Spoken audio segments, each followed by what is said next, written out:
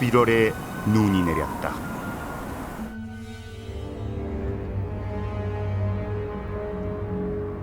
자객의 칼은 눈을 피해 유숙하고 있는 왕을 피했다. 왕을 시한 이는 전 경호실장 백가. 하지만 이것은 그의 단독 범행이었나? 1500년 전 백제 동성왕의 죽음, 그 뒤에 가려진 진실은 무엇인가?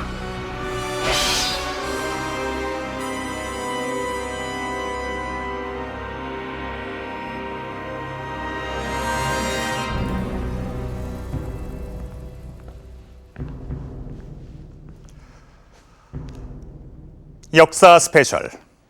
오늘은 역사의 진실을 찾는 퍼즐 게임을 한번 해보려고 합니다. 여러분께서는 지난 1979년에 있었던 12.6 사건을 기억하실 겁니다. 박정희 전 대통령이 그의 최측근이자 중앙정보부장이었던 김재규에 의해 시해된 사건인데요. 그런데 1500년 전 서기 501년 백제에서도 똑같은 사건이 일어났습니다. 바로 동성왕이 그의 전 경호실장인 백가에 의해 피습된 사건입니다. 12.6 사건도 그렇습니다만은 이 동성왕 피습 사건도 역시 역사학계에서 손꼽는 백제 최대의 미스터리로 지금껏 그 진실이 제대로 밝혀지질 않고 있습니다. 자, 오늘은 이 미스터리를 하나하나 풀어가도록 하겠습니다. 자, 먼저 피습을 당했던 동성왕. 그는 과연 어떤 왕이었을까요?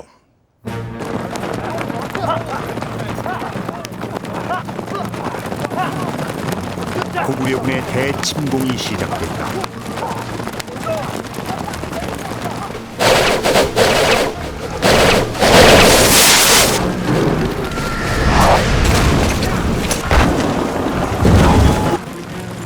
고구려 창수왕 군대의 계속된 대규모 남하는 백제의 역사를 바꿔버렸다.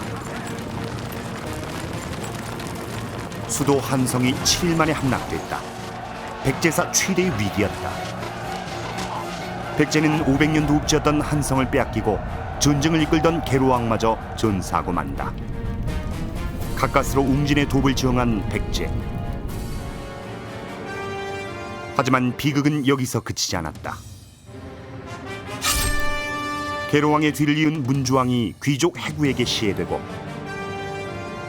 뒤를 이어 즉위한 어린 삼근왕도 3년 만에 의문의 죽음을 맞는다.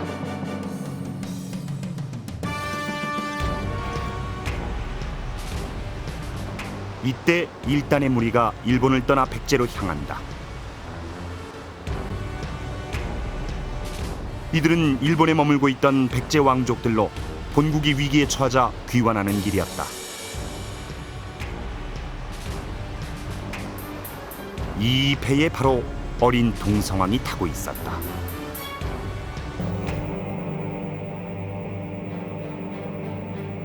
(479년) 백제 제24대 동성왕이 왕위에 오른다. 그의 앞길은 험난했다. 무엇보다 고구려의 침략에 맞서 나라를 지켜내야만 했다.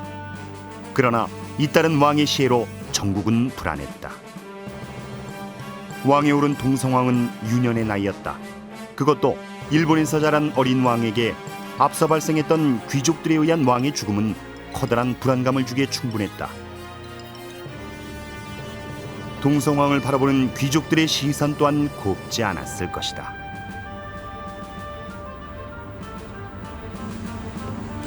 모대왕 또는 말다왕이라 불렸던 동성왕.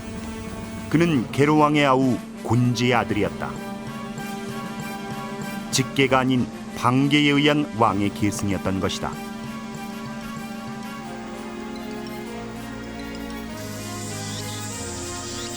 기록에 따르면 동성왕은 박력이 남보다 빼어났다고 한다. 무인적 기질도 강했다. 활을 쏘면 백발백중이었다.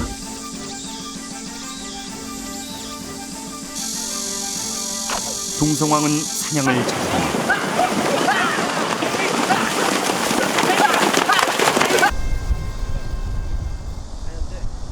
천안의 성거산성, 웅진에서 100리길이 넘는 이곳까지 사냥을 나온 기록이 있다. 이곳에서 백성과 군을 위문하고 돌아온 걸 보면 그의 사냥은 단순한 사냥이 아니었다. 말괄이나 주변의 지역들에게, 주변 세력들에게 공표하는 거죠. 여긴 내 땅이니까, 내가 특별한 관심을 가지고 관리하는 곳이니까 이 지역에 대해서는 다른 생각하지 말아라. 백성들한테도 여긴 내가 특별한 관심을 가지고 있으니까 다른 세력들을 침범하지 못하게 내가 막아주겠다라고 하는 그런 의지를 표명한 거라고 볼 수 있습니다. 그는 사냥을 통해 영토를 확인하고 자신의 통수권이 결코 불안하지 않다는 것을 만방에 알리려 했다.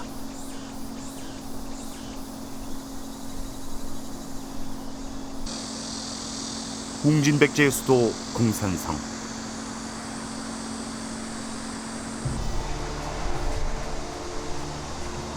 동성왕 8년엔 공산성의 면모를 바꿔나가기 시작한다. 7월엔 궁시를 다시 지어 왕궁다운 모습을 갖추었다.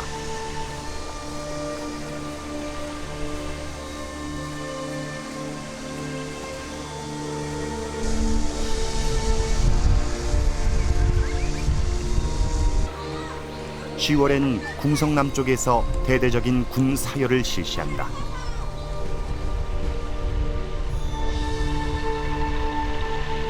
웅진 시대, 동성왕은 불안했던 왕권을 빠르게 다져나갔다.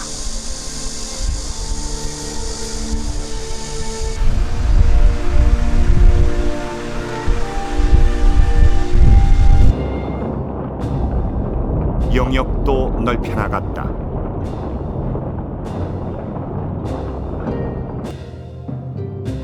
삼국사기 동성왕 11년조인 특이한 기사가 눈에 띈다. 가을에 풍년이 들었고 나라 남쪽의 해촌 사람이 하병화를 바쳤다. 하병화, 글자대로라면 이삭이 합쳐져 있는 별을 말한다.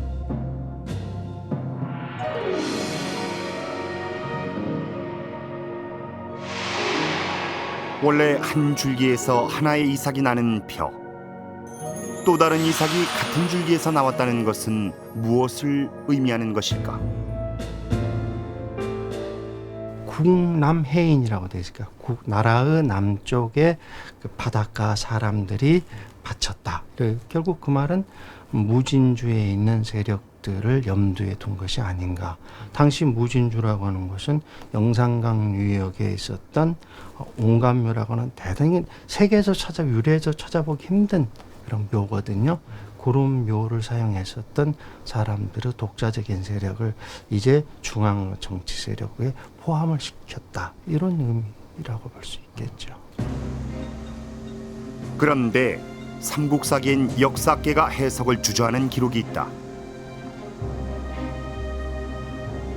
동성왕 10년 위나라가 군사를 보내 공격을 해왔으나 패한 바 됐다. 이는 488년 북위가 백제를 공격했지만 이를 막아냈다는 내용인데, 북위와 백제 간의 전쟁이 있었다는 이 기사는 과연 사실일까? 동성왕 대 북위와 백제는 고구려를 사이에 두고 국경이 맞닿아 있지 않았다. 그런데 북위와 백제 간에 어떻게 전쟁이 가능할까? 이 시기 고구려가 길을 내줬다는 기록은 어디에도 없다. 그런데 중국 남제서 기록엔 같은 해 북위와 백제 간의 전쟁이 있었다는 기록이 또 나오고 있다.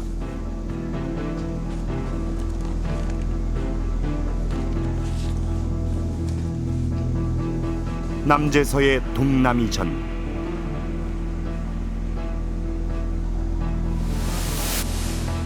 위나라 오랑캐가 수십만의 기병으로 백제를 공격했지만 백제 동성왕이 사범명, 찬수류, 목간나로 하여금 백제군을 이끌어 위나라 오랑캐를 크게 무찔렀다고 적고 있다. 이 기사는 무엇을 의미하는가? 이 기사가 사실이라면 당시 백제가 중국 산동성 지역에 자신의 영역을 가지고 있었던 것이 된다. 이 문제는 좀 더 많은 연구를 기다려봐야 하지만 동성왕 대 백제 확장 가능성을 보여준다.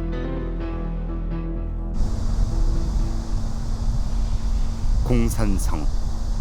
이곳은 원래 한성을 떠난 백제가 임시 수도로 삼은 곳이었다. 웅진에 자리를 잡은 백제는 동성왕대 대외적인 안정을 이루어 나가지만 고민은 내부 정치 상황에 있었다. 한성 시대부터 강한 귀족 세력들에 의해 왕권은 제약받았고 동성왕 또한 왕권 강화에 골몰했다. 동성왕은 해, 진씨를 비롯한 한성 귀족 세력에 맞서 새로운 웅진 귀족 세력을 발탁하며 전국을 운영해 나간다.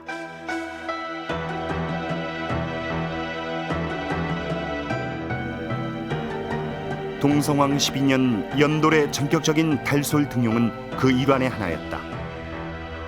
연돌은 전왕의 시에 참가했던 연씨 가문이었지만 동성왕에 의해 다시 발탁된다. 이 귀족들은 웅진천도 이후에도 계속적으로 전국을 주도하고 있었는데 웅진 부근에 있는 토착 세력들을 등용을 한다는 것은 그들의 현실적인 힘을 이용하여서 이들 구 귀족들을 제압하고자 하는 의지의 천명으로 보입니다. 실제로 보면은 이 웅진천도 이후에 신진 세력들이 대거 등용을 하면서 귀족들의 서열에 큰 변화가 일어납니다. 신진 세력 등용 후 동성왕은 자주 사비로 사냥을 나간다. 사비의 넓은 벌판에서 그가 꿈꾼 것은 천도였다. 강한 왕권을 구축하고 그에 걸맞는 새로운 왕도의 건설을 구상했다.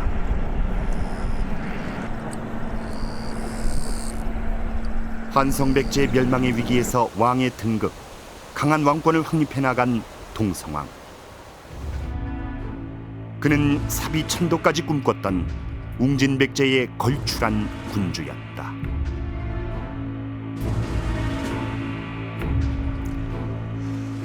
이 대륙 백제의 실체는 물론 연구가 더 진행돼 봐야 알겠습니다만은 이것은 분명히 역사 기록에 나와 있는 것입니다.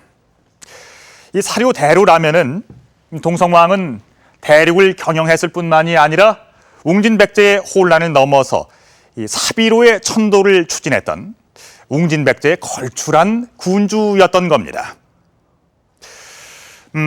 그런데 여기서 한 가지 커다란 궁금증이 생깁니다. 그것은 동성왕이 일본으로부터 건너왔다는 것입니다. 이 기록은 일본서기 웅략천왕 23년조의 기록인데요. 4월 왕이 죽었다. 곤지왕의 5 아들 중 둘째인 말다왕이 유년에 총명함으로 군사 500인을 자기 나라에 호위하여 보냈는데 이 사람이 동성왕이 됐다.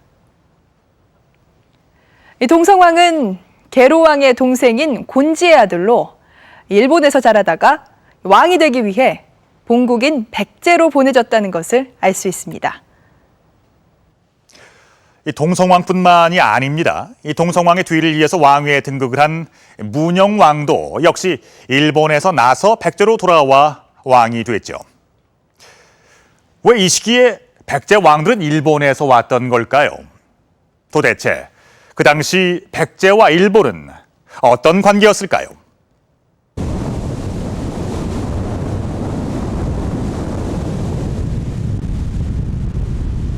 일본 규슈의 가카라시마.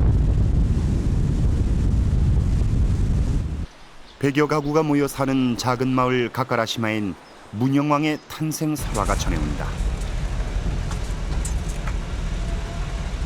섬의 동쪽 끝 해안 도로를 따라가면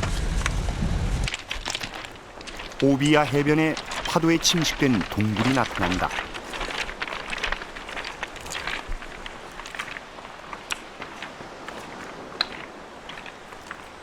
동굴엔 작은 푯말과 제단이 놓여 있다. 마을 주민들은 바로 이 동굴에서 문영왕이 태어났다고 믿고 있다.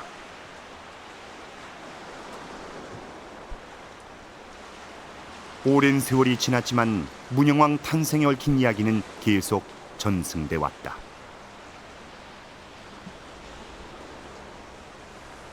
한국からどこの方向に向こうに行ったかこっち行ったかわからないですけど途中で陣痛してこの入り江に入ってこの洞窟の中でお産をしたと聞いております。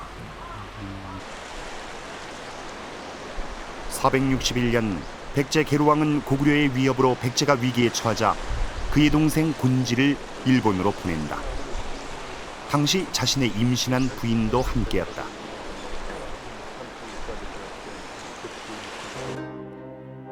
일본 서기엔 계로왕의 부인이 이곳에서 출산을 했는데 섬에서 태어나 사마라 이름 지었다고 한다.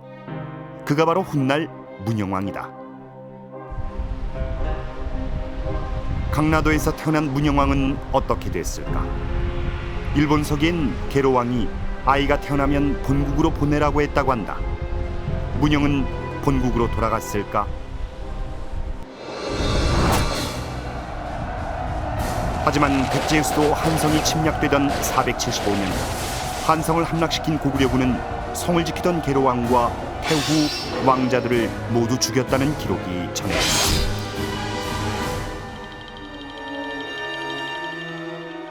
문영은 이 참변을 비껴갔다. 그렇다면 문영은 본국으로 가지 않고 곤지 일행과 함께 가서 자랐을 가능성이 높다.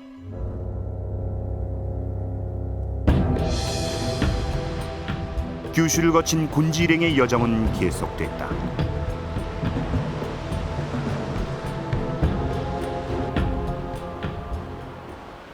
일본의 국제 항구 오사카.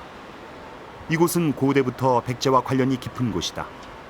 당시 백제계 이주민들이 다수를 차지하고 있던 오사카 일대는 한의 지역이라 불렸다.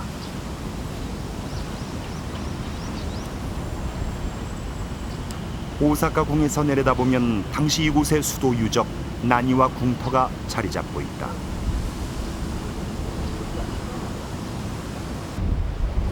백제 멸망 당시 일본의 제명여왕이 백제 구원을 위해 파병군을 집결시킨 곳으로 나니와 궁터는 제명여왕이 당시 사실상의 천도까지 단행할 정도로 백제와 인연이 깊은 곳이다. 한해 지방의 아스카지역. 이곳에도 심상치 않은 유적이 있다. 백제대사터. 발굴결과 백제대사는 백제 고유 판축기법으로 건축됐고 백제 문양 기와가 다량 출토됐다.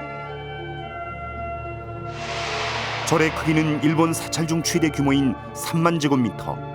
금당엔 9층 탑도 있었다.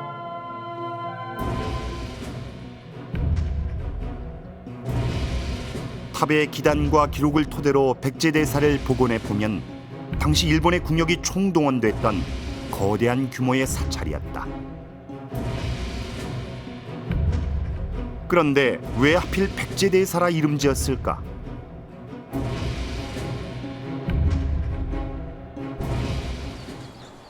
오사카 남부 하비키노시의 신사.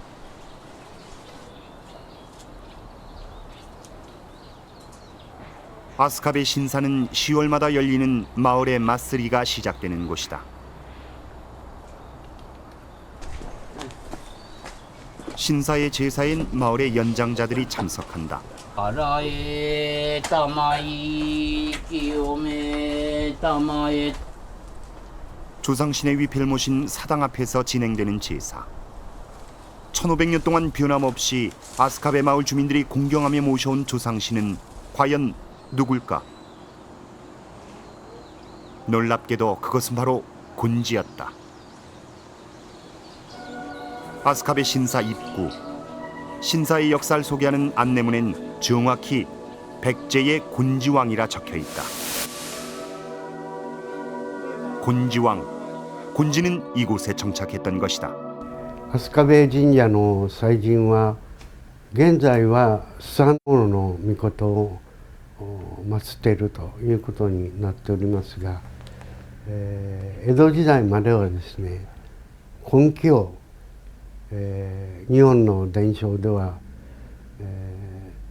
宗王の父ということになっておりますけれども、根気王がもともとの祭神として祀られていたわけですね。 마을의 입구에 신사의 정문이 자리 잡고 있을 정도로 크고 웅장했던 아스카베 신사. 곤지의 아들이었던 동성왕과 당시 함께 온 문영왕은 이곳에서 자랐던 것으로 추측된다.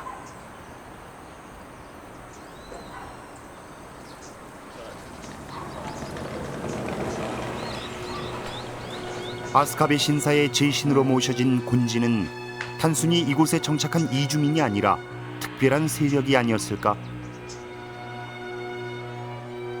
곤지가 이곳에 머문 것은 15년. 곤지는 아스카베 일대를 개척해 나갔던 것으로 보인다.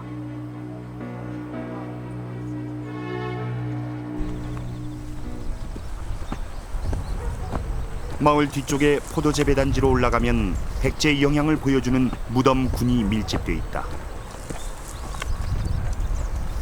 간논치카 고분. 최근에 발굴된 이 고분군은 전형적인 백제 양식인 횡열식 석실 형태를 보여준다.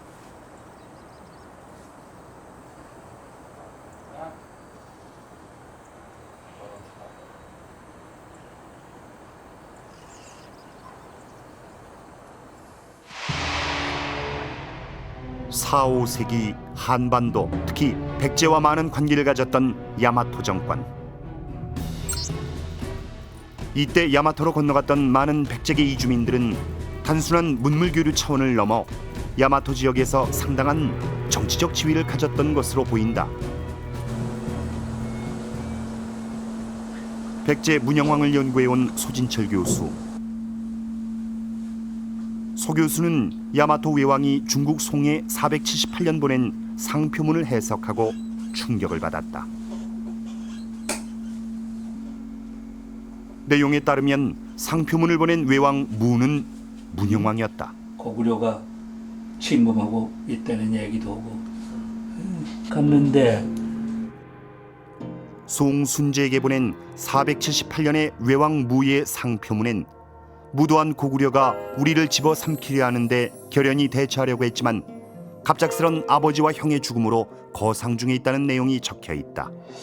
475년에 그 왕과 왕의 아들 태자가 죽었다는 기록은 일본 서기에도 나오고 우리 삼국 사기에도 나와요. 그럼 475년에 죽은 그 아버지라는 사람, 그분을 모셔놓기 위해서 대왕의 빈소를 차렸다고 그러는데 그분은 계로왕일 수밖에 없어요. 계로왕이 갑자기 죽었으니까. 한성이 함락된 475년 고구려 장수왕의 침공에 맞섰던 계로왕은 고구려 장수 걸루에 의해 목이 잘렸고 한성이 함락되며 태후 왕자들은 모두 죽음을 맞는다. 상표문의 내용과 일치한다. 이건 문장을 제대로 읽으면은 정당하게 읽었다 그러면 이것은 백제태자예요. 백제태자하고 그 저희 아버지가 475년에 죽었다는 걸 보면은 461년에 외국 땅에서 탄생한 14살 먹은 혹은 15살 먹은 백제태자가 객지에서 자기 아버지 또 형의 비참한 죽음을 보고 결연히 지금 일어나서 중국한테도 도와달라고 호소하는 참 그 피눈물 나는 그러한 내용의 상표문입니다. 외왕 무는 정말 문영이었을까? 만약 이것이 사실이라면 동성왕과 문영왕은 일본에서 태어나 자랐으며 문영왕은 백제 왕족이자 야마토 외왕의 지위까지 올랐던 것으로 추정된다. 백제가 웅진으로 천도하고 잇따른 왕의 시해로 본국이 위기에 봉착하자 동성왕은 왕위의 계승을 위해 백제로 보내졌던 것이다.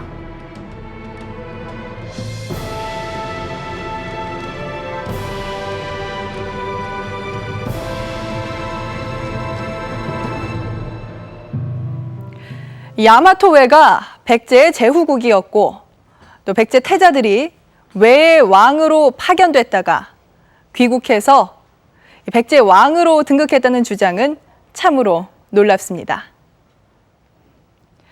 일본 학자들은 당시 야마토의 찬진, 제흥무 외 5왕이 천황의 계보에 속하는 인물들이고 또 거기에 나오는 외왕이 모두 다 천황을 의미한다고 주장합니다. 하지만 이 야마토의 찬진, 재흥무 이 5 외왕이 천황 중 각각 어느 천황을 일컫는지에 대해선 정확한 대답을 하지 못하고 있습니다. 그에 비해 야마토의 5 외왕 중 무왕이 문영왕이라는 소진철 교수의 주장은 어쩌면 이 백제와 야마토의 관계를 규명하는데 좀 더 설득력이 있어 보입니다. 자, 다시 동성왕 피습 사건으로 돌아가 보겠습니다. 유년 시절 일본에서 돌아와 백제 왕이 된 뒤 왕권 강화에 나선 걸출한 군주 동성왕. 그의 이러한 시도들은 일정 부분 성과를 거둔 것 같은데 어떻게, 왜 피습 사건이 발생하게 된 걸까요? 동성왕의 왕권 강화는 계속됐다. 덕솔 진노를 과감하게 병관좌평에 임명하고 신진 세력 내법좌평 사약사를 남제의 사신으로 보낸다. 강한 한성 귀족 세력에 맞서 동성왕이 왕권을 확립하는 길은 신진 세력을 키우는 것이었다.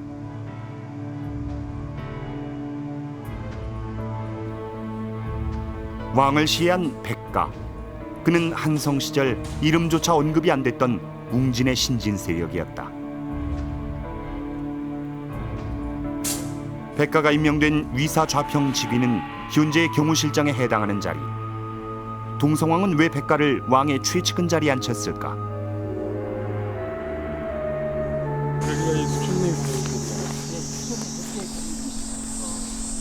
공주시 의당면 수촌리 5개의 고분이 자리하고 있는 수촌리 고분. 지난 2003년 농공단지 조성 과정에서 발견된 고분군의 주인공을 학계에선 백시 세력으로 보고 있다. 금동 환모를 비롯해 금동 신발, 환두대도가 출토돼 백시가 공주 지역의 상당한 지배 세력이었음을 짐작해 한다.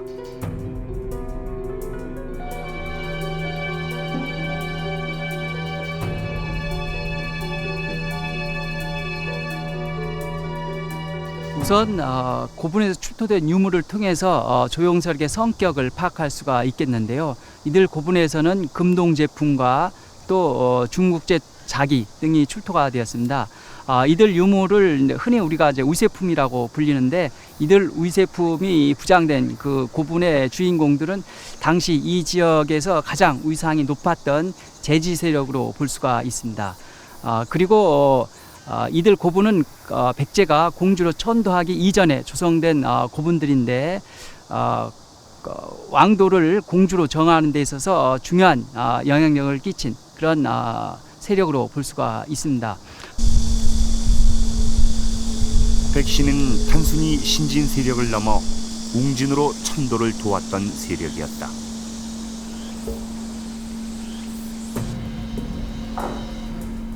백가는 동성왕 8년의 경호실장 자리에 올라 왕을 시해한 동성왕 23년까지 15년 동안 왕을 수행한다. 하지만 피습 4년 전 경쟁자 연돌이 병관좌평으로 급부상한다. 병관좌평은 지금의 국방부 장관. 연돌과 백가는 왕의 신임을 둘러싸고 치열하게 경쟁했던 것으로 보인다. 백가가 이 권력 투쟁에서 밀렸던 것일까? 동성왕 23년 왕이 피습되던 그해 백가는 가림성 성주로 발령받는다. 부여군에 있는 가림성은 전략적 요충지이긴 하지만 수도 웅진에서 보면 변방이었다. 동성왕이 직접 축조하게 한 가림성이었지만 웅진의 제지 세력이자 왕의 최측근이었던 백가에게 부여 가림성 발령은 지방좌천이나 다름없었다. 백가는 병을 핑계로 가지 않으려 했지만 동성왕은 이를 허락하지 않았다. 백가를 대표로 하는 신진 세력들의 힘이 비대해졌다는 겁니다.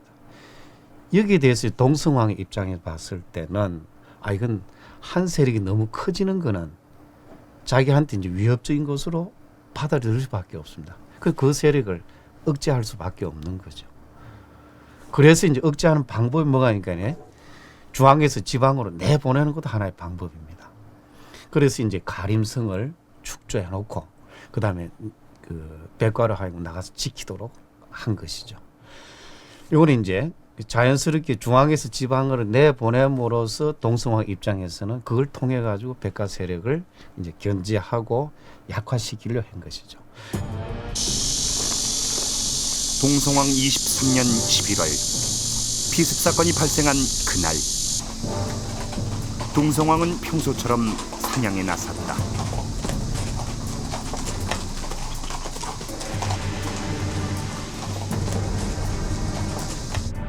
기록에 따르면 동성왕의 사냥 장소는 웅진 북쪽 벌판이었다.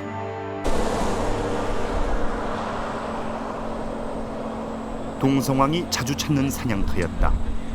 이곳에서 사슴도 잡았다 한다.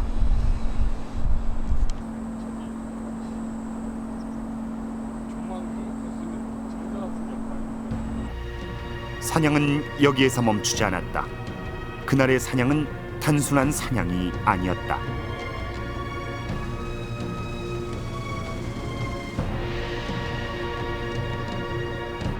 동성왕이 향한 곳은 사비 서쪽 벌판. 평소 천도 후보지로 마음속에 품고 있던 사비 벌판이었다.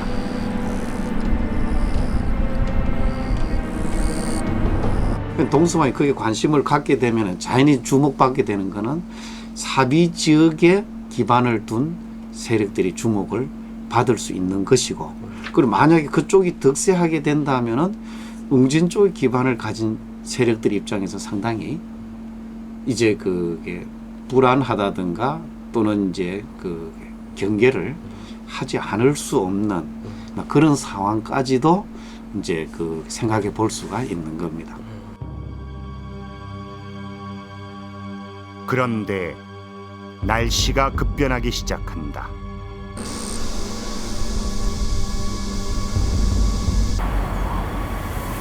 눈이 내리기 시작하더니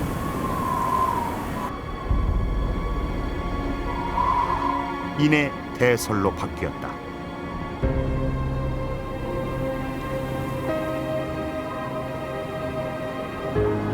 눈길에 막힌 왕은 마포촌에 다다라 유숙하게 된다.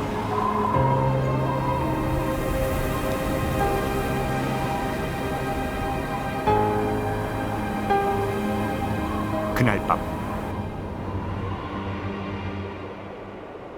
한 자객이 왕의 뒤를 밟아간다.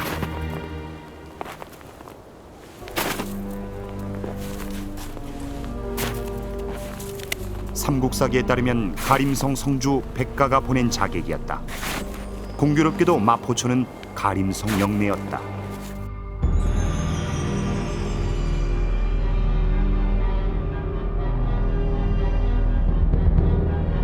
자객의 칼은 잠들어 있는 동성왕을 향했다.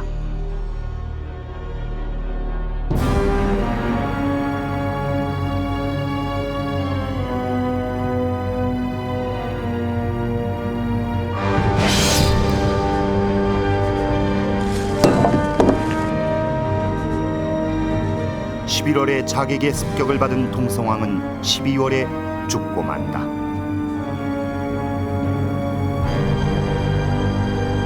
그것이 웅진 백제에 걸출한 군주 동성왕의 마지막이었다.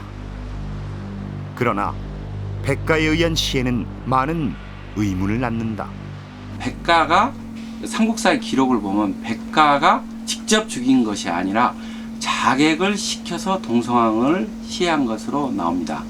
자객을 시켰다는 것은 바로 자객의 어떤 이 고백, 그 어떤 자객의 어떤 실토에 의해서 배후 세력이 밝혀진다는 것입니다.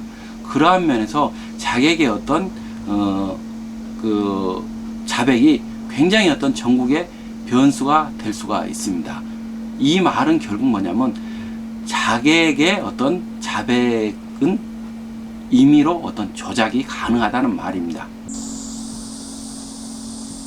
동성왕 시해 후 백가의 행적은 의문을 증폭시킨다.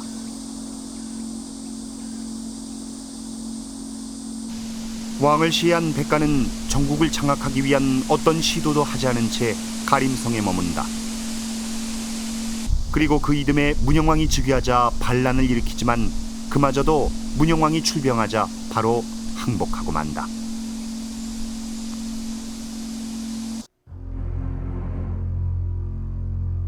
결국 백가는 죽음을 맞고 동성왕 피습 사건은 백가의 단독 범행으로 결론 내려져 역사 속에 묻히고 만다.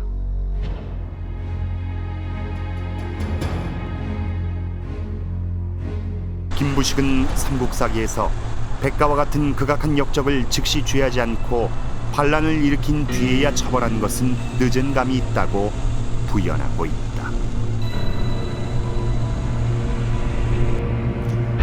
삼국사기의 내용대로 하자면 그렇다는 얘기인데요. 여러분께서는 어떻게 생각을 하십니까? 동성왕의 심중을 둘러싸고 연돌과 경쟁을 벌이던 백가가 자신의 지방 전출의 안가품으로 왕을 시해했다. 이렇게 생각하십니까? 하지만 그렇게 믿기엔 의문점이 너무나 많습니다. 백가가 동성왕을 시해하고 난 뒤에도 아무런 후속 조치를 취하지 않았다는 점도 그렇고요. 또 반란을 일으켰음에도 불구하고 너무나 쉽게 항복을 했다는 점도 그렇습니다. 과연 백가의 단독 범행이 확실할까요? 여기서 한 가지 주목할 게 있습니다. 당시 백가가 자객을 보낸 시의 당사자가 맞긴 하지만 동성왕의 왕권 강화 과정에서 백가와 같이 소외된 세력이 있었다는 겁니다. 즉 백제에는 대성 8족이 있었는데요. 사, 연, 협, 해, 진, 백, 국, 목시. 이들 대성 8족 중 이 해씨와 진씨와 같은 한성 귀족들과 또 백씨, 백과와 같은 신진 세력들을 포함한 반동성왕 세력들이 생겼다는 겁니다. 그리고 또 한 가지의 변수가 있는데요. 바로 동성왕이 피습된 후 왕에 오른 문영왕입니다. 이 문영왕은 이 사건과 연관되어 있지는 않을까요? 동성왕 피습 사건과 관련된 풀리지 않은 의문점들, 그 진실을 좀 더 추적해 보겠습니다. 백제 정치사를 연구해온 정재윤 교수. 그는 동성왕 피습 사건에 많은 의문을 제기해왔다. 무엇보다 삼국사기 기록 자체가 의문을 주었다. 11월에 자객이 피습하고 12월에 왕이 죽기까지 그동안 백가는 왜 체포되지 않았을까? 일본 서기는 동성왕의 시해자를 전혀 다르게 적고 있는데 말다왕, 즉 동성왕이 무도 포악하여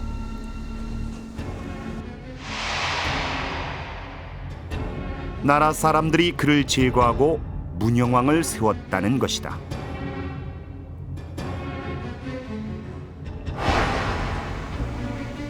동성왕을 제거한 국인들, 문영왕은 국인과 어떤 관련이 있을까?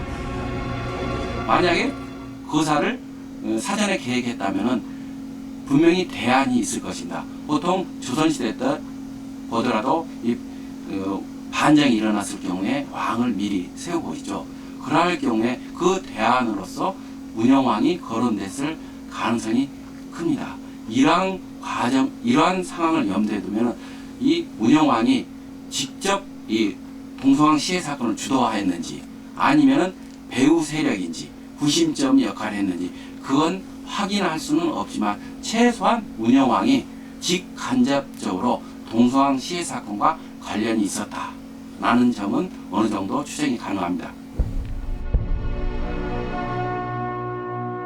동성왕 피습 이듬해 정월, 문영왕은 백제 제25대 왕으로 즉위한다. 동성왕이 시해된 나이는 40에 가까웠다. 동성왕의 직계가 등극하지 않고 문영왕이 즉위토록 도왔던 국인들, 그들은 누구였을까? 무령도 포함될 수 있고 백가도 포함될 수 있고 또 이제 동성왕의 정책에 대해서 비판적인 입장을 가진 사람들도 포함될 수 있고 또 이제 한강유역에서 남내혼 귀족들 중에서 동성이 이제 한강유역 회복에 대해서 상대적으로 그게 관심을 안 보이거든요. 그러나 이제 남내혼 귀족들 입장에서는 빨리 한강유역을 회복했으면 좋겠다는 염원이 있는데 그러나 동성이 그렇지 거기에 대한 성의를 보이지 않는 데 대한 불만을 가진 이런 남내 세력들 이네들이 이제 가장 핵심인 거죠. 국인 중에서 핵심입니다. 당시 반동성왕 세력의 핵심은 한성에서 내려온 남내 귀족들로 보인다. 그들에겐 고구려에 빼앗긴 한성의 수복이 제일 목표일 수밖에 없었다. 왕권 강화를 통해 사비천도를 도모했던 동성왕과는 메울 수 없는 간격이 있었다. 만약 이들이 거사를 꾸몄다면 백가를 보섭했을 것이다. 거사는 목숨을 내놓고 결행하는 것. 거사의 성공률을 높이기 위해 왕의 최측근이었던 기용우실장 백가는 시의 당사자로 적격이었을 것이다. 시의 전의 백제 정국은 이런 가정에 신빙성을 더해준다. 피습 2년 전 한성 지역이 크게 가물었지만 왕은 한성 귀족들의 구휼 요청을 거부했고 당시 한성 지역의 백성들이 고구려로 도망가는 사태가 벌어지기도 한다. 동성왕은 한성 수복을 위한 대고구려전을 피했던 것으로 보인다. 제 입장에서는 구휼을 하자는 어떤 측은 어떤 그 한성 지역이 가뭄이 들고 있습니다. 이 한성 지역이 가뭄이 들고 있는데 한성 지역은 북방에 위치한 것이죠. 그런데 이 동성왕대는 계속적으로 사비 지역의 남방 지역에 관심을 갖고 있습니다. 한성 지역에 가뭄이 들어서 한산 지역에 가뭄이 들어서 구휼을 하자는 것은 만약 구휼을 한다면 그 구휼에서 끝나는 것이 아니라 한산 지역이 굉장히 어렵다. 아니면 어떤 여러 가지 어떤 그 다음에 어떤 그 여론이 뒤따른다는 거죠. 이러한 면에서 동성왕의 입장 속에서는 구휼의 문제가 구휼에서 끝나는 것이 아니라 계속되는 어떤 북방 소홀 정책이랄까 이런 것과도 관련이 된다는 거죠. 공산성 동남쪽엔 동성왕대 유적의 주춧돌 42매가 남아있다. 피습 바로 전해인 22년 기록에 따르면 이곳에 동성왕이 임류각을 짓는다. 발굴 과정에서 임류각은 높이가 5장, 즉 15m에 이르는 대형 건물이었음이 밝혀졌다.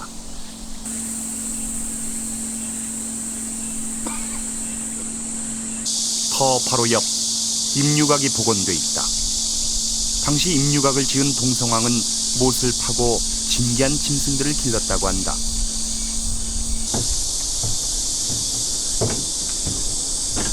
아마도 동성왕은 정권 말기 이곳에서 측근 정치를 해나갔던 것으로 보인다.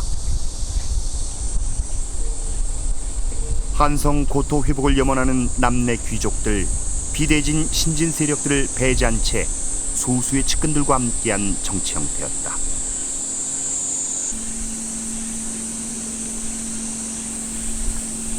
비록 이제 그게 동성이 이제 어린 나이 저기였지만 그래 초반은 그래도 이게 세력 균형을 이루어가면서 이제 일정하게 좀 이게 정치적 안정을 기해나가고 있는데 이제 후반에 이제 말기에 들어와 가지고 여러 가지 이제 무리수들이 생기기 시작합니다. 이게 도가 쪽에 빠진 것도 그거 이제 하나의 그 될 수가 있는데 이제 그 기와 이초를 심고 임유각 하면서 이제 놀이에 빠지고 그 다음에 백성들이 어려운 상황에 기근에 시들리고 질병에 고생하는데도 이를 돌보지 않는 이런 이제 그 무리수들을 그게 두고 있는 이 상황을 봤을 때 무령 쪽에서는 이걸 어떤 관점에서 봤겠느냐.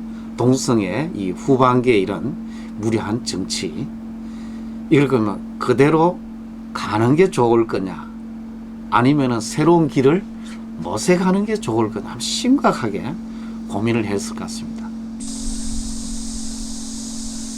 백가의 시의 이유로 거론되는 가림성 전출도 궁금증을 더한다. 가림성은 비록 수도는 아니었지만 금강변에 위치한 전략상 요충지였다.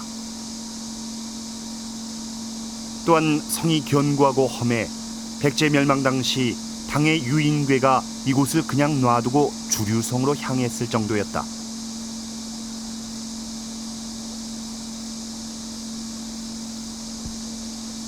그런 가림성에서 반란을 일으킨 백가는 진압군이 닥치자 바로 항복을 하고 만다. 항복은 곧 죽음을 의미했다. 백가는 살 수 있으리란 희망을 가졌던 것일까? 삼국사기엔 백가가 항복하자 문영왕이 그를 베어 백강에 던졌다고 적고 있다.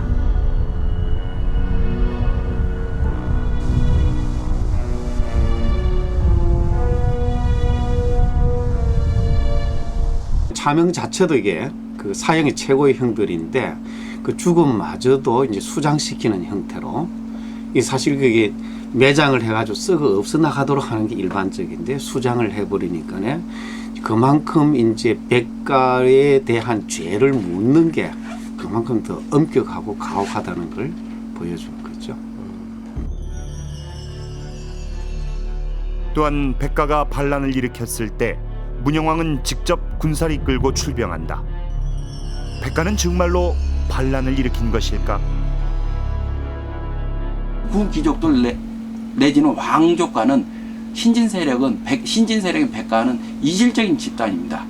이질적인 집단인데 이들과 그 둘 간의 어떤 나중에 전국의 주도권 싸움은 필연적으로 발생할 수밖에 없습니다. 따라서 이러한 것을 봤을 때 초기에 이 백가를 제거를 한다는 것은 굉장히 필요했겠죠.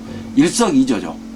이 문영왕 내지는 그 시해의 어떤 주도 세력들이 자기네들한테 쏟아지는 어떤 시해의 어떤 비난을 백가한테 뒤집어 씌움으로써 이 모든 어떤 그 죄에서 벗어난다는 굉장히 좋은 의미입니다. 동성왕 피습 사건의 진실은 아직 밝혀지지 않았다. 문영왕은 동성왕 시해에 관여했을까? 문영왕이 즉위했을 때 그의 나이 40세였다. 문영왕이 동성왕 비습 사건의 배후에 있었다는 것은 전적으로 역사적 가설에 불과합니다. 만약에 이 가설이 사실이라면 문영왕은 동생을 죽이며 왕위에 올라야 했던 이유가 분명히 있었을 겁니다. 과연 동성왕 피습 사건은 단순한 왕위 찬탈 투쟁이었을까요? 동성왕과 문영왕, 이 두 왕의 교체가 백제는 어떠한 변화를 가져왔는지 살펴보겠습니다.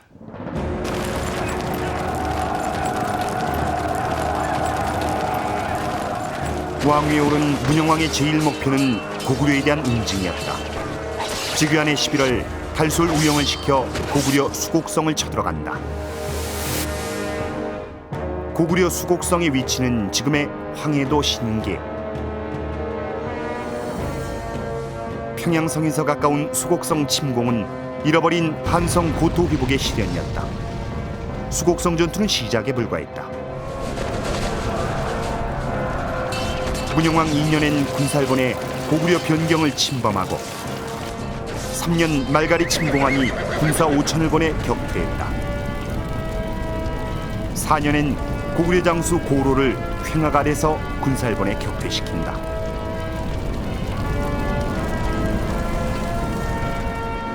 문영왕이 즉위한 이후에 가장 큰 차별점은 먼저 이 소홀히 했던 북방 정책입니다. 대고구려 정책을 과감히 수행합니다. 고구려와 전쟁을 한다는 것은 바로 이 한성을 수복하겠다. 그리고 자기의 어떤 지지 기반인 한성에서 내려온 이 귀족들과 왕족들의 어떤 그 단합을 통해서 정권의 안정을 어떤 시도하는 동성 확대는 없던 거예요. 고구려 공격한다? 이거는 이제 한강역주로 올라가겠다는 얘기예요. 그 무령왕 이런 이제 그 즉위초의 이런 군사적인 고구려 공격이라고 하는 게 그냥 나온 게 아니다. 이거는 남내 귀족들의 일정한 염원을 이제 반영해 주는 거다. 북방 침공을 통해 적극적인 대고구려 공세에 나선 문영왕. 그는 고구려를 쳐들어가 백제의 예인 영광을 실현코자 했다. 반면 어린 나이에 즉위했던 동성왕. 그는 보다 현실적이고 안정적인 정책을 추구한 것으로 보인다. 동성왕 15년, 구 귀족들은 놀라움에 휩싸인다. 동성왕이 신라와의 혼인 정책을 발표한다. 신라 이찬 비지의 딸과의 혼인을 통해 고구려의 침공에 대비한 연합전선을 구축했다. 특이한 것은 자신의 기반인 외와 멀어졌다는 것이다. 동성왕대 역시 그 고구려가 강력했다라고 하는 것은 부정할 수가 없죠. 그러한 그 강력한 고구려의 침략을 받아가지고 역시 백제가 힘들었었을 때 신라의 지원을 받아가지고 고구려 침공을 물리쳤다라고 하는 것이 나오고 있거든요. 결과적으로 우리는 그때 당시에 고구려에 저항하기 위해서 신라와 백제가 서로 연합을 해서 대항을 했다. 나제 동맹은 고구려의 남하를 막는 데 일정적으로 성과를 거두지만 동성왕 자신의 기반은 축소돼가는 것으로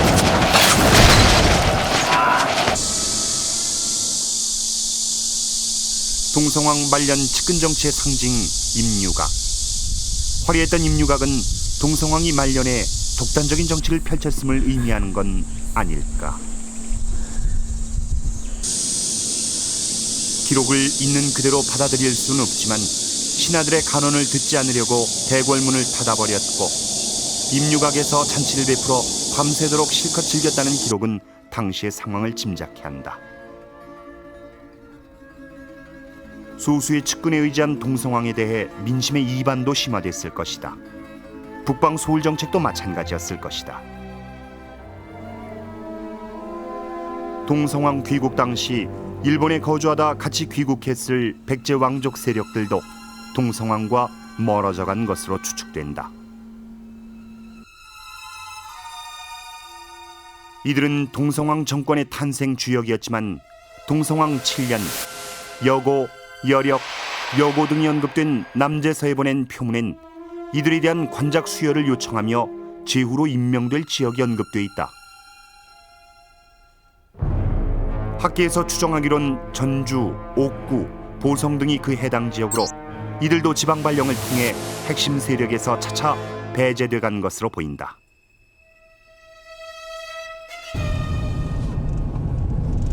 하지만 문영왕은 동성왕과 달랐다. 오사카 하치모토시의 스타치만 신사. 일본의 국보로 지정된 청동 거울이 있다.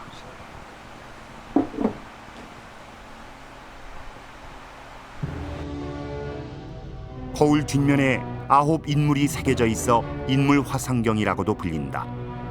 거울 둘레엔 거울의 제작 경위를 밝히는 명문 48자가 있는데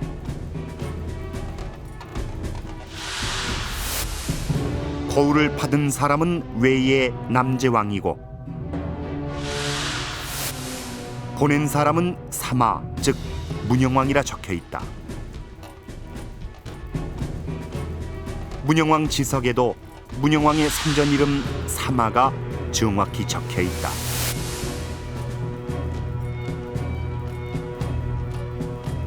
당시 문영왕이 오사카에 관리를 시켜 만들어 보낸 화상경은 상왕이 하왕에게 보내는 신임의 표식이라고 한다. 스타치만경은 무령왕이 503년, 그러니까 무령왕이 502년에 환국하고 그 다음 해에 만든 일종의 기념품 같은 그런 거울입니다. 옛날에도 지금과 같이 경사스러운 일이 있을 때는 나라에서 기념품을 만들어 가지고 돌리고 그러는데 더욱이 그 백제 범국에 있으면서도 계중비직 예인과 같은 사람을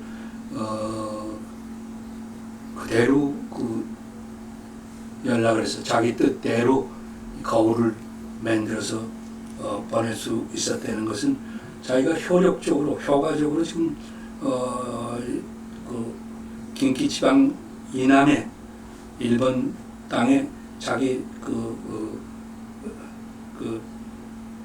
권력을 행사할 수 있다는 그런 증거죠, 그게. 공주 송산리 고분. 웅진백제 왕들이 잠들어 있을 이 고분군에서 문영왕의 무덤이 우연히 발견됐다. 무덤 군 중 가장 큰 봉분인 6호분.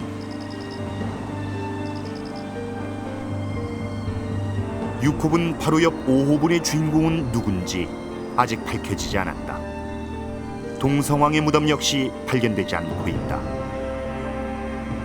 존망의 위기에 처해 있던 백제의 선택은 뜻은 같았지만 길이 달랐던 두 왕의 운명을 갈라놓았다. 우리 역사에는 수많은 미스터리가 있습니다. 대부분 기록이 미흡하거나 그 기록 자체의 신빙성을 알 수 없어 적극적인 해석을 주저케 하는 경우가 많은데요. 그로 인해 많은 사건과 또 역사적 기록들이 미스터리로 남게 되는 겁니다. 그 진실을 찾기 위해선 보다 더 전방위적인 연구와 또 사건의 역사적인 맥락을 좀 더 적극적으로 수용하려는 노력이 필요하진 않을까요? 동성왕 비습 사건의 진실 게임은 여전히 진행 중입니다. 동성왕의 대륙 백제, 한일 고대사의 민감한 부분인 야마토의 문제 등등 거대한 문제들이 그 뒤에 버티고 있기 때문이죠. 하지만 오늘 우리가 풀고자 했던 동성왕 피습 사건의 진실 찾기는 어쩌면 거꾸로 이 거대한 문제들을 풀 수 있는 해답을 줄 역사 속의 숨은 열쇠일지도 모릅니다.